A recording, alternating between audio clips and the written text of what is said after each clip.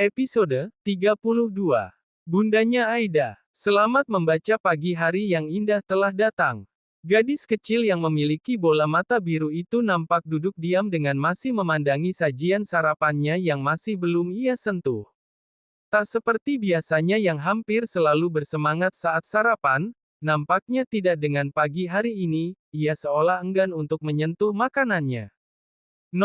Nona Aida tidak sarapan. Seru pelayannya yang berada tak jauh dari posisi Aida. Tidak sus, Aida mau nunggu Dedi, Aida mau salapan kalau Dedi mau suapi Aida. Sahut Aida. Dan ternyata itulah alasan Aida mengapa tak kunjung menyantap makanannya, padahal dirinya begitu kurang suka jika makan dibantu oleh sang Dedi. Tak ada Bisari di sana, karena Bisari sedang izin ada kepentingan ke rumah saudaranya dan kemungkinan Bisari akan kembali esok hari. Sehingga Aida pun diurus oleh salah satu pelayan lain yang usianya cukup muda, yaitu Suster Ria, seorang pelayan cantik yang sudah sekitar 3 tahunan telah bekerja di kediaman pribadi Andra. Tak selang lama dari waktu Aida dan sang suster berbicara, nampak terdengar adanya langkah derap kaki seseorang yang menuruni anak tangga. Dan si kecil Aida pun sudah mengetahui langkah siapa itu.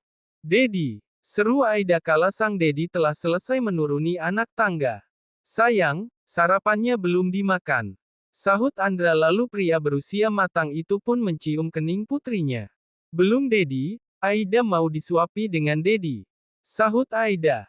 Tumben sekali putri Dedi ini ingin disuapi, biasanya kan selalu menolak jika Dedi ingin menyuapimu. Sahut Andra tersenyum dengan duduk di samping putrinya. Lia, itu kan kemalinnya Dedi, khusus hari ini, Aida mau disuapi dengan Dedi. Sahutnya. Baiklah putri Dedi, dengan senang hati Dedi akan melakukannya. Sahut Andra. Dan sesuai keinginan putrinya, Andra pun mulai menyuapi putri kecilnya itu dengan perasaan sayang. Meski sudah menjadi orang tua tunggal untuk putrinya selama 4 tahun, namun kegiatan menyuapi putrinya ini adalah hal yang langka, semua itu bukan tanpa sebab. Andra yang seorang pekerja keras ditambah lagi putri kecilnya yang memang lebih suka untuk makan sendiri, sehingga membuat Andra pun menjadi sangat jarang bisa menyuapi putrinya seperti ini. Dan setelah mendapat momen di mana sang putri sendirilah yang ingin disuapi, tentu Andra tak ingin menyia-nyiakannya. Mendapati sang tuan yang nampaknya begitu sibuk menyuapi Nona Aidanya, Ria pun berinisiatif untuk langsung menata makanan di piring tuan Andranya. Ria merasa sangat senang jika dirinya bisa melakukan hal itu pada majikan tampannya ini. Apa yang ingin kamu lakukan? Seru Andra tiba-tiba kala sang suster Ria mulai menuangkan nasi ke piring milik Andra. Maaf tuan, saya hanya mau menyiapkan sarapan untuk tuan, pasti tuan kerepotan menyiapkan sarapan milik tuan sendiri karena tuan harus menyuapi Nona Aida. Sahut suster Ria dengan suaranya yang dibuat sehalus mungkin.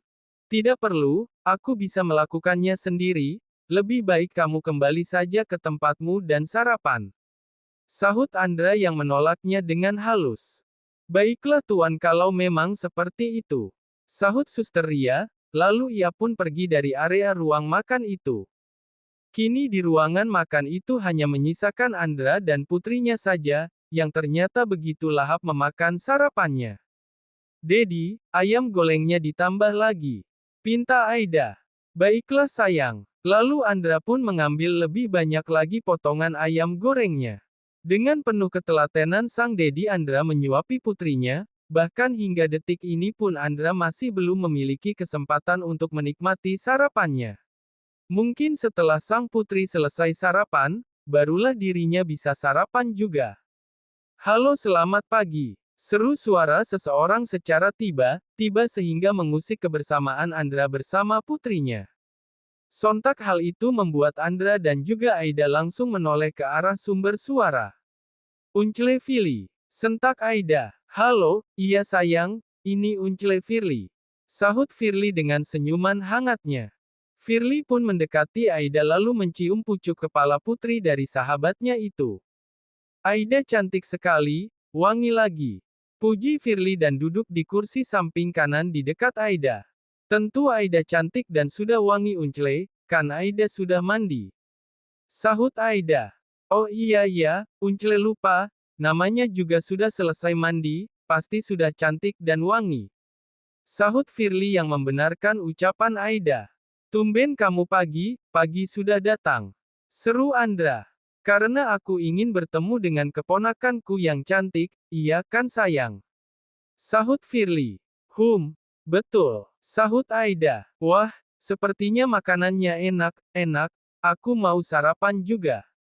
Seru Firly, lalu dengan sigapnya pria itu mulai mengambil nasi dan menata lauk pauknya di piringnya.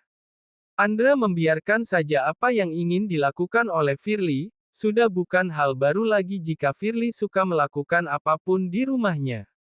Sayang, apa Aida mau melanjutkan sarapannya? Tanya Andra. Tidak Dedi, Aida sudah kenyang, sekarang Dedi saja yang sarapan. Sahut Aida. Makanannya enak sekali, lebih enak dari makanan di restoranku. Seru Firly di tengah-tengah kunyahannya. Kalau makan jangan berbicara, nanti bisa tersedak. Seru Andra agar sang sahabat lebih fokus pada makanannya. Karena menyuapi sang putri telah usai, Andra pun berinisiatif agar lebih baik segera ke kantor. Meski ini masih terlalu pagi untuk nyapar. Namun tak masalah, karena dirinya akan lebih awal untuk kembali ke rumahnya. Ya sudah sayang, kalau begitu Dedi mau berangkat kerja dulu ya. Aida di sini dengan Uncle Firly, nanti Dedi akan pulang lebih awal. Seru Andra pada putrinya. Baiklah Dedi, sana kalau Dedi mau berangkat kerja. Sahut Aida. Lalu Andra pun mencium kening putrinya sebelum akhirnya pria berusia matang itu benar-benar melenggang pergi keluar untuk menuju kantor. Aida, bisik Firly. Lia Uncle. Sahut Aida. Dedimu itu selalu saja sibuk kerja, Uncle jadi heran, sebenarnya kapan sih dedimu itu mau berhenti bekerja meski sebentar, dari dulu bisanya kerja terus. Sahut Firly. Ya seperti itulah Uncle, dedinya Aida memang rajin bekerja, Aida sendiri juga tidak tahu kapan dedi mau berhenti bekerja. Sahut Aida apa adanya karena memang seperti itulah yang gadis kecil itu ketahui. Mendapati jawaban dari si kecil Aida, membuat Firly hanya bisa mengangguk paham. Benar memang apa yang dikatakan olehnya. Andra yang memang notabene-nya pria pekerja keras, sudah pasti akan banyak menggunakan waktunya untuk bekerja dan terus bekerja. Jika tidak seperti itu, tidak mungkin Andra sampai memiliki banyak usaha dan perusahaan besar yang banyak berkembang hingga ke mancanegara. Hari sudah semakin siang, tanpa terasa waktu kini sudah hampir menunjukkan pukul 11 siang. Keadaan kafe Bu Dewi saat ini sudah tak seramai sewaktu pagi, tentu kondisi ini pun sudah begitu lengang sehingga membuat para pekerjanya bisa lebih bersantai. Bu, nanti sore setelah kafe tutup, Dira mau ke rumahnya Mas Andra. Dira mau mengantar gaunnya Aida untuk dipakai di hari ulang tahunnya nanti. Seru Nadira pada Bu Dewi.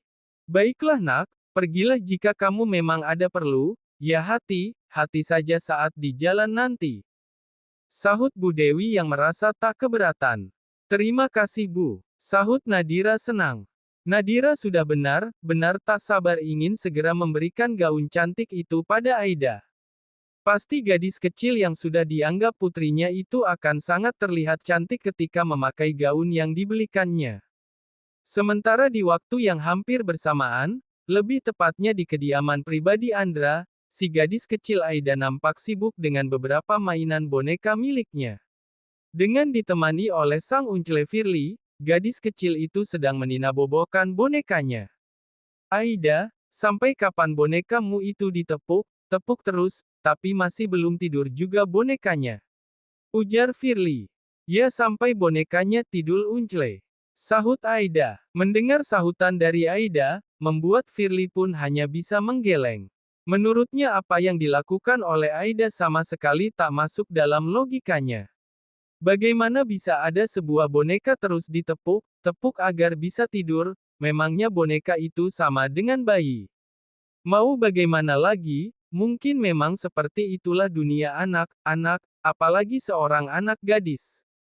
Sepi rasanya kalau tidak bertemu Bunda. Gumam Aida namun masih bisa didengar sangat jelas oleh Firly. Apa sayang, Bunda, Aida punya bunda? Sahut Firly yang langsung begitu sangat penasaran. Lia Uncle, Bunda, bundanya Aida, memangnya Uncle tidak tahu bundanya Aida? Petik 2 titik. Sahut Aida. Firly yang mendengar kalimat dari Aida yang satu ini begitu sangat terkejut. Firly merasa sangat bingung sekaligus penasaran dalam waktu bersamaan. Apakah dirinya tidak salah mendengar jika Aida memiliki seorang bunda? Dan itu artinya Andra sudah menikah. Jadi dedimu sudah menikah Aida? Tanya Firly. Menikah itu apa Uncle? Petik 2 titik. Tanya Aida balik. Firly menepuk jidatnya sendiri. Pantaslah jika Aida merasa bingung, karena dirinya masih di bawah umur dan masih termasuk usia balita. Hal yang sangat wajar jika Aida masih belum mengerti apa itu yang disebut dengan menikah. Lebih baik aku tanyakan sendiri saja pada Andra, ia harus, enak saja dia menikah tapi tak memberitahu diriku. Batin Firly yang merasa kesal. Bersambung.